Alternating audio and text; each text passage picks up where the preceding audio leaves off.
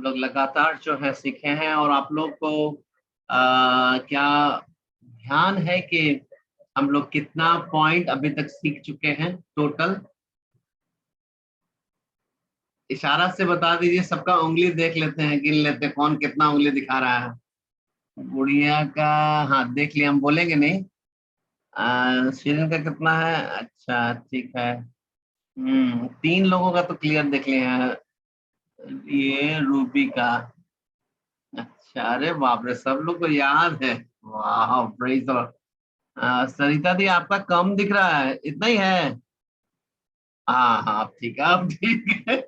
एक ही हाथ से बताए ना, तो हमको लगा 5 ही बता रहे हैं। तो टोटल 7 हो गए है ना? 7। ओके, ठीक है, 7 है। तो आज हम चाहते, कोशिश मेरा पूरा रहेगा कि 1 2 3 4 और 5, ठीक है ना? 5 पॉइंट को हम कोशिश चाहते हैं आज करना, कि हम लोग जल्दी जल्दी कंप्लीट करने के लिए। लेकिन फिर भी जैसा प्रभु की इच्छा है ना, कि हम इसको एकदम ऐसा भी नहीं चाहेंगे कि हम स्किप कर जाएं जो महत्वपूर्ण बातें हैं। सो आइए हम लोग प्रार्थना करें। महान सर्वशक्तिमान पिता परमेश्वर, एक बार फिर से आपको धन्यवाद के साथ प्रभु आपके अनुग्रह के सिंहासन के पास आते हैं पिता परमेश्वर, और इस बात को स्वीकार करते हैं पिता, नम्रता और दीनता के साथ पिता परमेश्वर, कि हम लोग अपने बल और शक्ति और अपने ज्ञान से प्रभु आपकी बातों को ना तो समझ सकते हैं और ना ही उस पर चल सकते हैं। पिता सहायता करें, पवित्र आत्मा आपको स्वागत करते हैं इस समय हम सभी के जीवन में। प्रभु एक बार विशेष रूप से हम लोग को सहायता करें कि प्रभु आपके वचन को प्रभु हम लोग सीख सकें, उसकी बातों की गहराई को समझ सकें, और जैसा वचन में लिखा है वैसा हम लोग चल सकें। आगे का रात को पवित्र आत्मा आपके हाथों में सौंपते हैं, प्रभु यीशु मसीह के नाम से इस प्रार्थना को मांगते हैं, आमीन। तो हम लोग टोटल जो है 7 पॉइंट हो गया है ना? तो हम लोग जो है 8वां पॉइंट हम लोग सीख रहे हैं, और हम विश्वास करते हैं कि आप लोग समझ रहे हैं कि ये जो भी पॉइंट की संख्या हम लोग बोल रहे हैं, ये संख्याओं का अर्थ ये है कि हम लोगों के जीवन में जब भी विशेष रूप से बीमारियों का प्रभाव आता है, आक्रमण होता है, तो परमेश्वर के वचन के अनुसार हमें किन किन बातों को ध्यान रखना चाहिए। उसमें 7 बातों को हम लोगों ने सीख लिया है, और आज हम लोग और भी कुछ नई बातों को सीखने के लिए जा रहे हैं। और वो पॉइंट्स भी इसी बात से जुड़ी हुई हैं कि मसीही चंगाई को अपने जीवन में प्राप्त करने में क्या क्या बातें बाधाएं होती हैं, और क्या क्या बातें हमें आवश्यक है कि हम लोग करें, ठीक है ना? सो आइए हम लोग आगे बढ़ते हैं। और 8वां पॉइंट जो है वो बहुत ही महत्वपूर्ण है, सच में मैं महसूस करता हूँ मसीह जीवन में। और ये है कि हमारे जीवन जो है अहंकार से दूर होने वाला जीवन, माने अहंकार रहित जीवन होने की आवश्यकता है। अगर हम चाहते हैं यीशु मसीह की आशीषें और साथ ही साथ यीशु मसीह की चंगाई हमारे शरीर में पूर्ण रूप से प्रकट हो, तो ये हमें हमेशा ध्यान रखना है कि हमारे जीवन में किसी भी विषय के लिए अहंकार, ईगो, घमंड, ये सब बातें बिल्कुल भी नहीं होने चाहिए। क्योंकि परमेश्वर का वचन ऐसा बताता है कि यदि हम लोग पवित्र शास्त्र बाइबल के नया नियम में उसका याकूब उसका 4 अध्याय उसका 6ठा वचन अगर हम लोग देखें, याकूब 4 का 6 देखते हैं, तो यहाँ पर ऐसा लिखा है कि वह तो और भी अनुग्रह देता है, और इस कारण यह लिखा है कि परमेश्वर अभिमानियों से विरोध करता है पर नम्रों पर अनुग्रह करता है। हालेलुया, परमेश्वर की स्तुति हो। और इस वचन को थोड़ा सा ध्यान से समझने की आवश्यकता है। परमेश्वर के अनुग्रह ही से, चाहे वो हमारे जीवन में आत्मिक निर्बलता आए, कमजोर हो रहे हैं, हमारे आत्मिक रूप से कदम डगमगा रहे हैं, या फिर चंगाई को हम अपने जीवन में रिसीव नहीं कर पा रहे, इन सब बातों में हमारे ऊपर परमेश्वर के अनुग्रह की आवश्यकता निश्चित रूप से है। और परमेश्वर के उस आशीष को लेने के लिए अगर विशेष रूप से हम चंगाई के रूप में देखें, तो एक बहुत बड़ी बाधा ये बनती है कि हम हमारे जीवन में किसी भी विषय में, और हो सकता है इवन आत्मिक विषयों में, हमारे अंदर में किसी भी प्रकार का अहंकार नहीं हो। और हम सभी उम्मीद करते हैं, समझते हैं, अहंकार का मतलब होता है कि अपने आप को दूसरों से अच्छा समझना, अपने आप को दूसरों से जो है अच्छा साबित करने की कोशिश करना,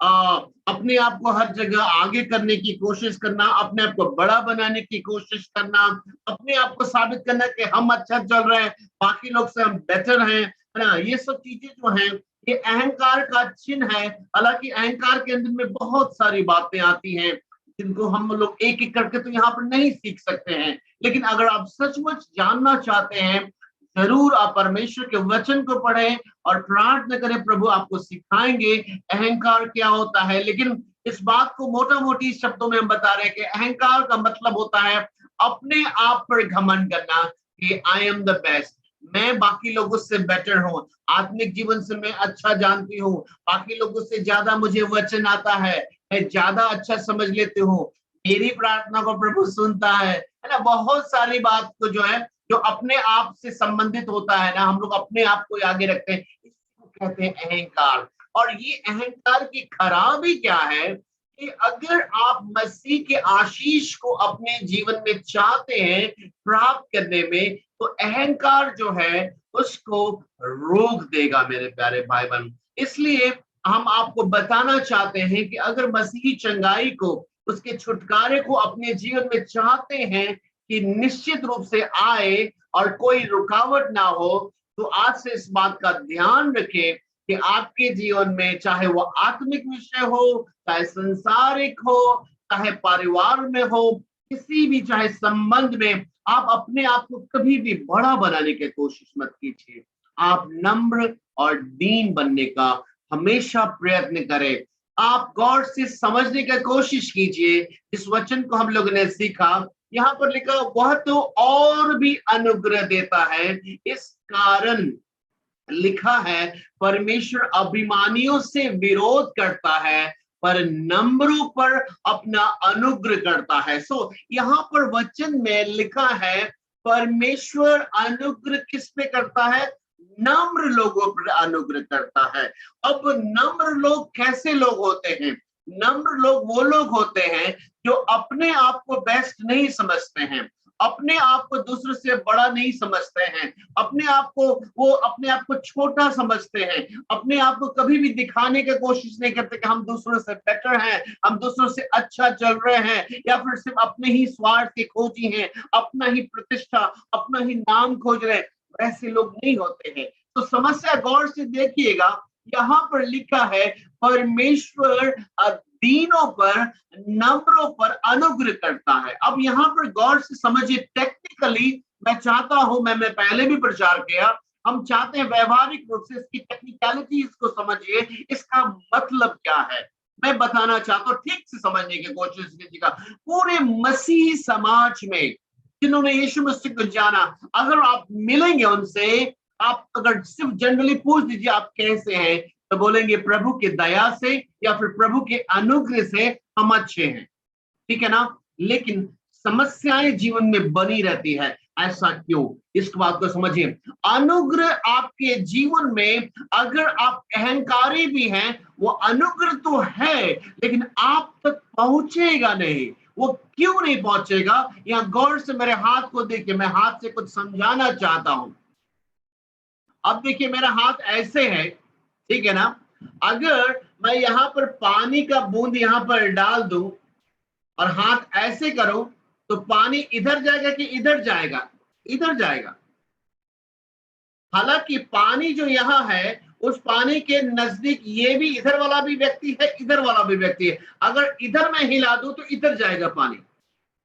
मेरे प्यारे भाई बहन, ये जो इशारा कर रहा हूं, ये इशारा नम्रता की ओर है। परमेश्वर का अनुग्रह तो सबके जीवन में है, लेकिन होता क्या है, अनुग्रह से और अहंकार दोनों में क्या तालमेल क्या होता है। आप अपने आत्मिक जीवन में अगर अनुग्रह जो आपको मिला उससे ज्यादा अगर अहंकार है, तो वाटर सप्लाई कभी भी नीचे से ऊपर की ओर होता है क्या? कभी भी? हाँ, कभी नहीं होता है। अनुग्रह का भी सप्लाई करने का परमेश्वर ने एक टेक्निकल तरीका बताया है।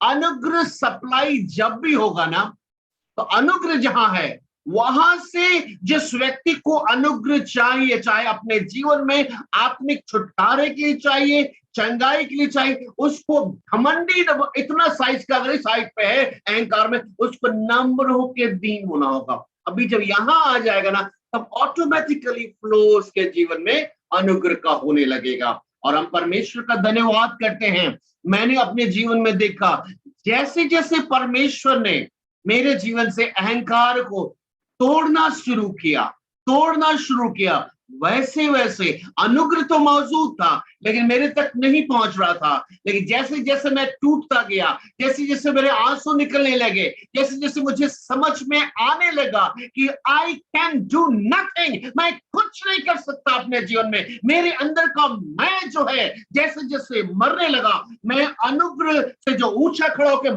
मैं करता था, अभी अनुग्रह से नीचे आ गया और अब वो आसानी से फ्लो होने लगा मेरे जीवन में। मेरे प्यारे भाई बहन, हम में से कई लोग के जीवन में परमेश्वर का अनुग्रह बहुतायत से है, लेकिन आपके जीवन का मेरा डिसीजन, मैं जो चाहती हूं, मैं जिस तरह से करना चाहती हूं, ये जो मैं है वो अनुग्रह से ऊंचा हो गया है। और मेरे प्यारे भाई बहन, अगर आपके जीवन का मैं, आपके जीवन का अहंकार परमेश्वर के अनुग्रह से हाइट में ऊंचा है, तो यहां से अनुग्रह ऐसे नहीं फ्लो करेगा। कभी भी पानी के बूंदों को देखिए, अगर आप जमीन पर रख दीजिए, अपने कमरे में पानी गिरा दीजिए, आप देखिएगा पानी हमेशा उधर ही की ओर फ्लो करती है जिधर की ओर ढाल होता है, जहां पे नीचा होता है।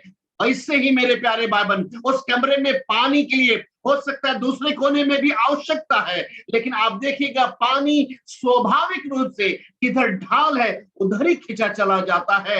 वैसे ही मेरे प्यारे भाई बहन, हम लोगों के जीवन में यीशु मसीह का अनुग्रह तो बहुतायत से हर मीटिंग के द्वारा, हर प्रार्थना के द्वारा हो तो रहा है, लेकिन हम लोगों ने अपने जीवन में जो एक अहंकारी, एक ढीठ मैं जो बैठा हुआ है, वो मैं जो है परमेश्वर के अनुग्रह से ज्यादा ऊंचा बना हुआ है, जिसके वजह से अनुग्रह उसको नहीं ले पा रहा है। लेकिन जिस दिन मेरे प्यारे भाई बहन हम लोग नम्र और दीन हो जाएंगे, अनुग्रह से नीचे हो जाएंगे, अर्थात प्रभु यीशु माफ कीजिए, मैंने अपने तरीके से जिंदगी को जीने का कोशिश किया, मैंने अपने तरीके से सोचा कि मैं इसको करूंगी, मैंने अपने तरीके से सोचा मैं इसको करूंगा, लेकिन प्रभु सच में अब जान गया मुझसे कुछ नहीं हो सकता है। अब जब ऐसी स्थिति में जब आप आ जाते हैं, बाइबल के अनुसार आप नम्रता की ओर पहुंच रहे हैं, क्योंकि अब आपके जीवन का अहंकार अब आपको गाइड नहीं कर रहा है। एक समय में आपके जीवन का अहंकार बोलता था मैं इस जॉब से ये कर लूंगा, मैं इस जॉब से ये कर सकता हूँ, मेरे पास ये बिजनेस होगा तो मैं ऐसा करूंगा वैसा करूंगा, अपना नाम करूंगा। अब वही इंसान अब जब प्रभु यीशु मसीह के पास आया है, जिस दिन सब कुछ का फेल हो गया है, अभी उस इंसान का बोली बदल गया है। अब बोल रहा है परमेश्वर अब मुझसे कुछ नहीं हो सकता है, प्रभु मैं आपके पास आई हूँ, प्रभु मैं आपके पास आया हूँ, प्रभु आप कर सकते हैं। मेरे प्यारे भाई बहन, अब वो नीचे आ गया है और आसानी से आप वो धार अनुग्रह के आपके जीवन में आसानी से प्रवेश कर सकते हो। तो मेरे प्यारे भाई बहन, हम लोगों की आत्मिक शारीरिक दोनों की चंगाई के लिए बहुतायत का अनुग्रह चाहिए। बहुतायत का अनुग्रह परमेश्वर ने दे दिया है, लेकिन कई बार हम लोग अपने अहंकारी जीवन के कारण हम परमेश्वर का अनुग्रह को तो नहीं ले पाते हैं, बल्कि परमेश्वर का वचन बताता है परमेश्वर तो अभिमानियों का, अहंकारियों का तो सामना करता है, उससे तो परमेश्वर विरोध में खड़ा होता है।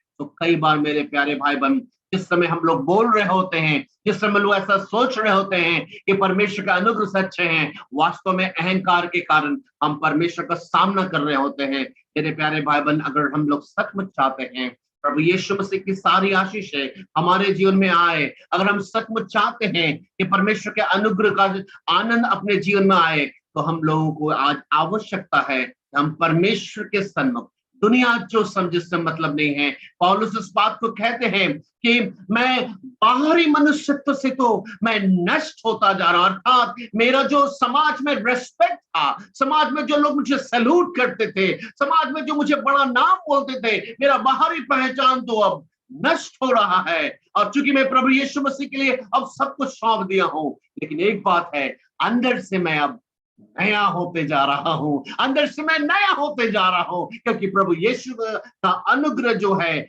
नम्रों और दीनों पर प्रकट होता है। तो मेरे प्यारे भाई बहन, ये 8वां पॉइंट बहुत महत्वपूर्ण है, ना केवल शारीरिक चंगाई के लिए, वरन आपके आत्मिक जीवन की किसी भी बातों में हमेशा याद रखिए, आपको जरूरत ना पड़े कि कोई भाई बहन, कोई कलीसिया का सदस्य, कोई आपका परिवार का सदस्य आपको समझाए कि तू तो बड़ा घमंडी इंसान है, तू तो बड़ा अहंकारी है, तू तो सिर्फ अपना ही बात को ऊपर रखता है। ऐसा होने ना पाए, वरन आप ऐसा नमूना बनिए कि दूसरों के लिए भी आशीष का कारण बने, और साथ ही साथ परमेश्वर को क्या बोलते हैं, भाने वाले बने। जैसा कल हम लोगों ने सीखा, परमेश्वर को दिखे कि ये तो मेरा बेटा अय्यूब के समान है, मेरी बेटी ये अय्यूब के समान नम्र और दीन है, मैं जरूर इस पे अपने अनुग्रह को करूंगा। सो मेरे प्यारे भाई बहन, जरूर याद रखें इस बात को, इस पॉइंट को।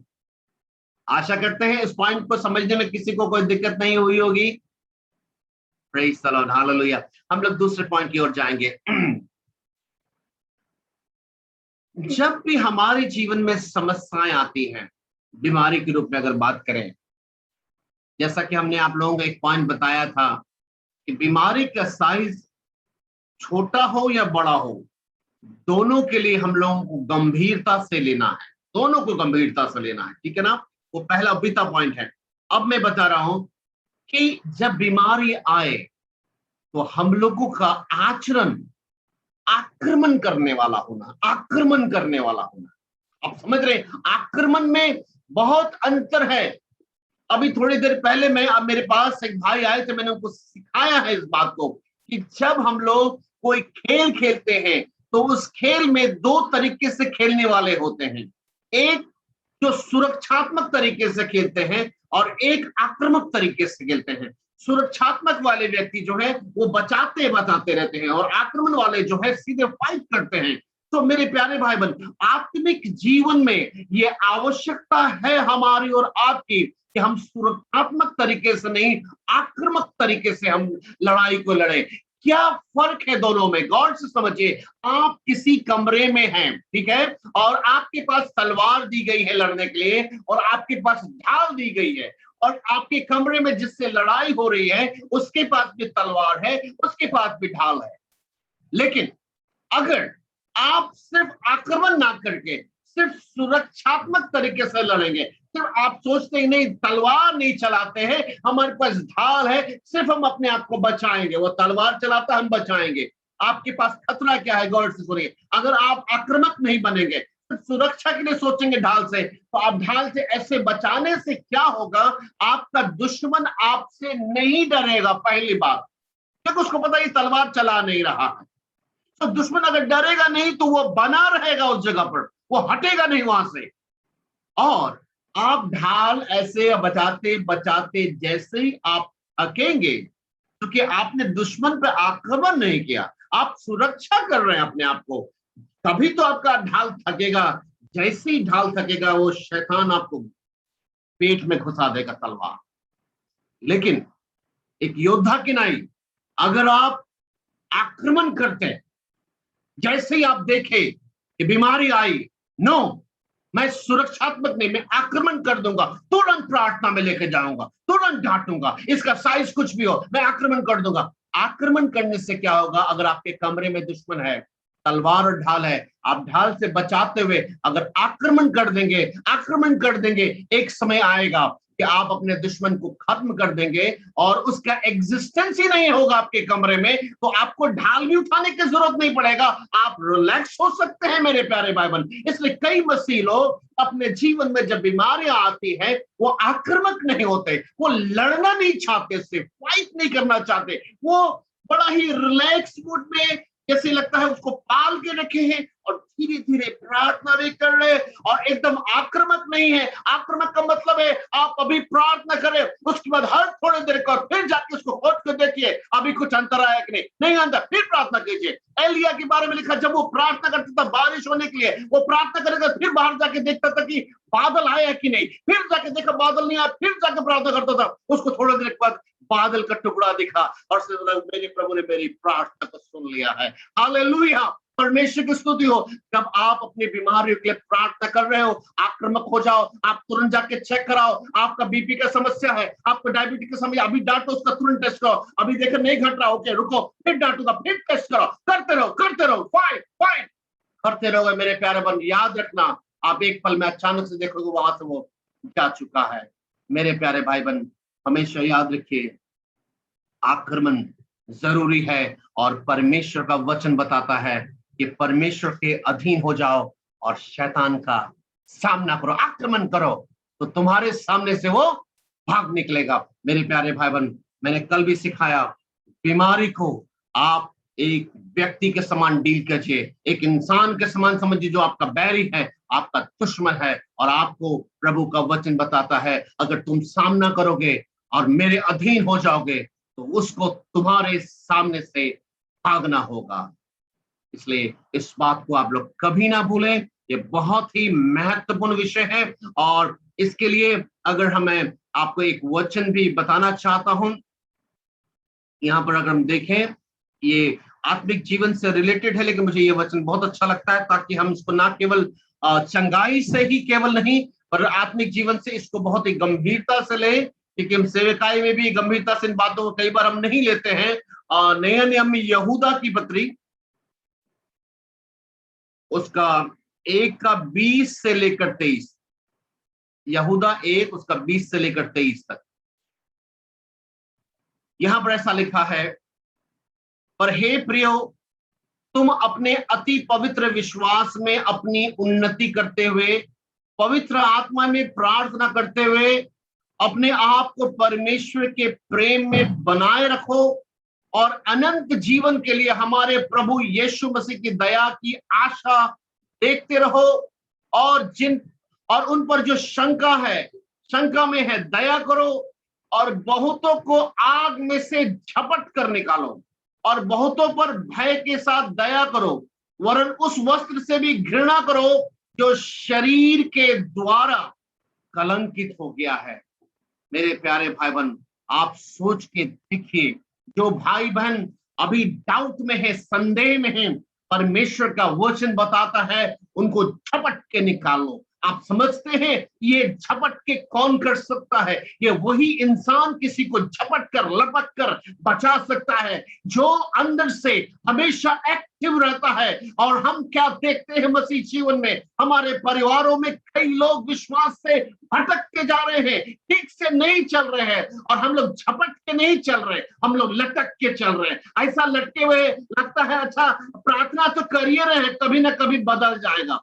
मेरे प्यारे भाई बहन, ये एग्रेसिवनेस नहीं है। परमेश्वर का वचन बताता है झपट कर उनको आग में से निकालो। यानी परमेश्वर का वचन बताता है जो लोग प्रभु यीशु को आपके घरों में रहने के बाद भी नहीं चल रहे, उनके लिए एग्रेसिव होकर प्रार्थना करो, उनके लिए विनती करो, उनके लिए आंसू बहाओ और उनको झपट कर निकालो। और ना केवल ऐसी बात के लिए, परमेश्वर का वचन अगर आपके जीवन में ये अगर ऐसी कोई समस्या है, आपको इसमें एग्रेसिव होने की आवश्यकता है। आपको इस जगह पर बहुत ही आपको एग्रेसिव और आक्रामक होने की आवश्यकता है, ताकि आपके जीवन में जो परमेश्वर जिस तरह से अपनी महिमा को लेना चाहता है, आप उस तरह से परमेश्वर की महिमा मेरे प्यारे भाई बहन आप लोग कर सके। इसलिए हमेशा याद रखिए कि परमेश्वर चाहता है कि हम एग्रेसिव रहे। और आप मेरे प्यारे भाई यहाँ पर देखे हैं जो आग में से जब झपट के निकालने के लिए बोला जा रहा है, और साथ साथ ये भी बोला जा रहा है और भय के साथ दया करो, वरन उस वस्त्र से घृणा करो तो शरीर के द्वारा कलंकित होता है। मेरे प्यारे भाई बहन, यहाँ पर देखिए कैसा आक्रामक जीवन जीने के लिए बोला जा रहा है वचन में। हमारे शरीर से, जिस अपराध के द्वारा ये शरीर कलंकित होता है, इससे पहले कि हम अगली बार उसमें अभिलाषा में जाकर गिरे और क्षमा मांगे, परमेश्वर का वचन बताता है तुमको पहले ही घृणा करना सीखना है, तुमको उससे घृणा करना सीखना है। और तुम हर बार ये बोलते हो मुझे यहाँ की, प्रभु मैं फिर गिर गई, प्रभु फिर गिर गया। दिस इज बैड, ये सही नहीं है, ये एग्रेसिवनेस नहीं है, यानी तो लटकने वाला काम है, ये झपटने वाला काम नहीं है। जिस अपराध से, मेरे प्यारे भाई बहन गौर से सुनिए, जिस अपराध से आप बार बार गिर रहे हैं, परमेश्वर कहता है उस वस्त्र से, अर्थात उस प्रकार के जीवन से, उस प्रकार के कार्यों से तुमको घृणा करना। जब हम घृणा करेंगे जिस चीज से, वो चीज क्यों कर हमें सता सकती है भला?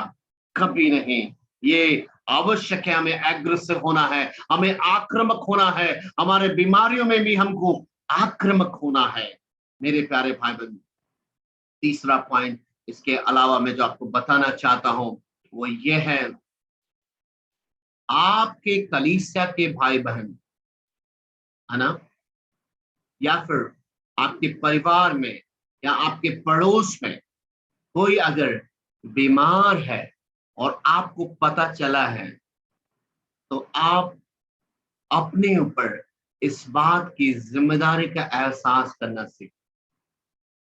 क्योंकि जब प्रभु यीशु के अनुग्रह से आप चाहते हैं तो उसके आशीषों से भरना, तो परमेश्वर कभी भी पक्षपात करने वाला परमेश्वर नहीं है। और हम आपको सिखा रहे हैं ये मसीही चंगाई को सुनिश्चित करने के लिए कि हमारे जीवन में कभी भी रुकावट ना हो, उसमें से जब हम सारी बातों को सीख रहे हैं, तो इस बात की रिस्पॉन्सिबिलिटी आप लीजिए कि आपके आसपास में कोई भी भाई बहन अगर बीमार है, तो इस बात को आपको समझना है कि ये मेरी रिस्पॉन्सिबिलिटी है, ये मेरी जिम्मेदारी है कि वो प्रभु यीशु मसीह की चंगाई को अगर रिसीव नहीं कर पा रही है, अगर वो नहीं कर पा रहा है, मेरी जिम्मेदारी है। मेरे प्यारे भाई बहन, आप स्वार्थी ना बने, अहंकारी ना बने। आप अगर सचमुच चाहते हैं प्रभु का अनुग्रह बने रहे आपके जीवन में, तो प्रभु का अनुग्रह जो है वो प्रभु का हृदय है, और प्रभु का हृदय सिर्फ क्रिश्चियनों के लिए नहीं धड़कता है, वो सारे मनुष्य जाति के लिए अपना खून बहाया, सारे मनुष्य जाति के लिए अपने आप को बलिदान दिया।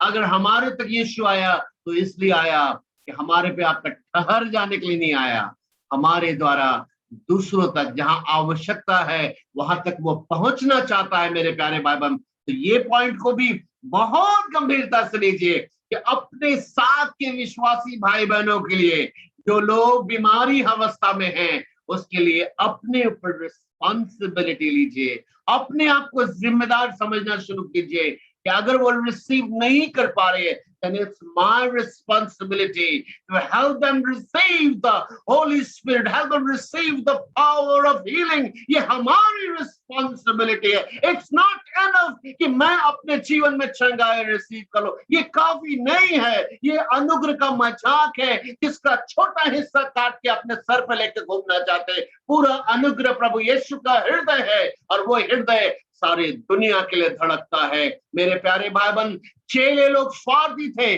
चेले लोग बोलते थे ये भीड़ को हटा देते, बहुत हल्ला कर रहे, लेकिन यीशु मसीह के बारे में लिखा है जब वो भीड़ को देखते थे तो वो तरस से भर जाते थे। मेरे प्यारे भाई बहन, हमारा मन प्रभु यीशु का मन आज से होने पाए, और ये आवश्यक है कि हम अपने फेलो बिलीवर्स के लिए रिस्पॉन्सिबिलिटी आज से लेना शुरू करें। ये तीसरा पॉइंट। और अब चौथे पॉइंट के हम लोग आगे बढ़ते हैं। परिस्थिति कैसी भी क्यों ना दिखे, बीमारी कैसी भी क्यों ना दिखे, आपके पास हमेशा चॉइस है कि बीमारी के अनुसार हमें अपने जीवन का निर्णय लेना है या परमेश्वर के वचन के अनुसार निर्णय लेना है। डिसीजन हमेशा परमेश्वर के वचन के अनुसार गाइड होना चाहिए। मेरे प्यारे भाई बहन, ये बहुत महत्वपूर्ण है। कई बार आप विश्वास में आ जाएंगे, आप निर्णय ले लेंगे, उसके बाद या तो कुछ आपके बीमारी के सिम्टम ज्यादा होने लगेगी। जब सिम्टम ज्यादा होने लगेगी, हो सकता है आप सोचने लगे अच्छा ठीक है हम डांटेंगे डांटेंगे, तब तक में आपके घर वाले या परिवार वाले या दोस्त उसको देख लिए और अब वो लोग जो है अभी उस सिम्टम को सुनने के बाद और भी गंभीरता से बोलने लगेगा, अरे बाप रे बाप तुम क्या कर रही हो, तुम तो ठीक नहीं करो। अब उसके बाद आपका दिमाग भारी होने लगेगा। मेरे प्यारे भाई बहन, सारी परिस्थिति में डिसीजन हमारे हाथ में है कि हम परमेश्वर के वचन से अपने मनों को गाइड करेंगे या लोगों के ओपिनियन के आधार पे या डॉक्टर के ओपिनियन के आधार पे या रिपोर्ट के आधार पे। हमेशा चुनाव करना है कि परमेश्वर का वचन जो कहता है वही मेरे लिए बेस्ट है और वही फाइनल है। इस बात को हमेशा याद रखेंगे हम लोग, मेरे प्यारे भाई बहन। और अब हम लोग जो है आखिरी पॉइंट की ओर बढ़ रहे हैं। परमेश्वर का धन्यवाद कहते, मुझे लग रहा था कि कंप्लीट कर पाएंगे कि नहीं। आखिरी पॉइंट ये है कि हमेशा परिस्थिति कुछ भी हो, कैसी भी हो, आप हमेशा इस बात को याद रखें कि परमेश्वर जो है, प्रभु यीशु मसीह जो है वो आपके साथ है और वो आप में है और सर्वदा आपके साथ रहेगा, जो बहुत ज्यादा महत्वपूर्ण है। जब आप परिस्थितियों में और बीमारियों में कई बार जब बहुत ज्यादा उलझ जाते हैं, उस समय ये पॉइंट आपको स्मरण दिलाएगा कि प्रभु यीशु मसीह आपके अंदर है, वो आपके साथ है और सर्वदा आपके साथ रहेगा। इसके लिए मैं एक वचन बताना चाहता हूं, मेरे साथ कुलूसियों उसका पहला अध्याय उसका 26 से लेकर 29 तक देख सकते हैं हम लोग।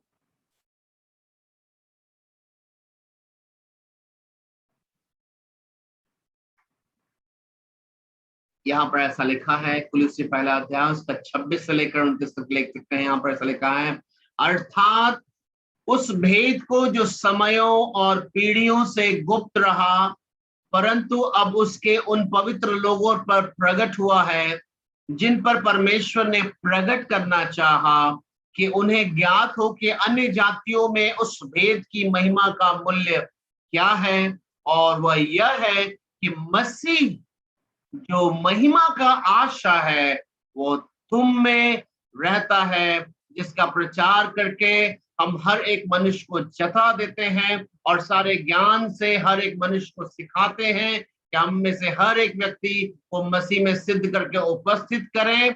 और इसी के लिए मैं उसकी उस शक्ति के अनुसार जो मुझ में सामर्थ्य के साथ प्रभाव डालती है, तन मन लगाकर परिश्रम करता हूं। मेरे प्यारे भाई बहन, गौर से सुनिएगा, ये बहुत ही महत्वपूर्ण पल था जब कुलुस्सियों के पत्री में पौलुस जब उन लोगों को लिख रहा था। ये आखिरी पॉइंट जो हमने आपको बताया कि चाहे बीमारी की अवस्था किसी भी स्टेज में आपके जीवन में चली जाए और कई बार आपको लगे कि आप हार रहे हो, तो वैसे समय में भी आपको याद रखने की आवश्यकता है, यीशु मसीह आपके साथ है, यीशु मसीह आप में है और यीशु मसीह अंत तक आपके साथ साथ रहेगा। इसको कभी मत भूलिएगा। कुलुस्सी की पत्री में यह बात जब पौलुस कह रहा था, कुलुस्सी के लोग अपने जीवन में परेशानियों और सताओं की वजह से बहुत ज्यादा निराश हो गए थे और इतना निराश हो गए थे कि वो भूल गए थे यीशु मसीह किधर है। जानते, जब निराशा आती तभी पता चलता है हमारा विश्वास क्या है। जब कठिन परिस्थिति आती है तभी हमको पता चलता है कि हम वास्तव में कितने खरे हैं। हम देखते हैं वैसे समय में पौलुस उनको बताता है कि सुनो मेरे कुलुस्सी की कलीसिया वालों, तुम्हारी महिमा का डर तुम्हें अंदर भय भय क्यों सता रहा है? तुमको क्यों लग रहा है कि तुम लोग आगे क्या होगा? क्या तुम भूल गए कि यीशु मसीह जिसको तुमने ग्रहण किया था एक समय में, जो तुमको महिमा देने वाला है, जो महिमा का आशा था तुम्हारे लिए, वो तुम्हारे अंदर वास करता है। हालेलुया, परमेश्वर की स्तुति हो। यीशु मसीह तो महिमा का आशा है। एक कुलूसी वालों, वो तो तुम्हारे अंदर वास करता है, फिर तुम क्यों निराश और तुम क्यों घबराए हो? तुम संसार को जीत सकते हो। मेरे प्यारे भाई बहन, इन सारे पॉइंट के साथ आइए हम लोग प्रार्थना में जाएं और सारी बातों को बार बार स्मरण रखें। अगर मैं इसको यूट्यूब में डालूंगा, आप प्लीज बार बार देखिए और अपने जीवन में इस बात को गंभीरता से लीजिए, इसको फॉलो कीजिए, विश्वास मानिए। हम लोग प्रभु में और भी पहले से अपने आप को मजबूत पाएंगे। आइए हम लोग प्रार्थना करें। Praise the Lord, hallelujah.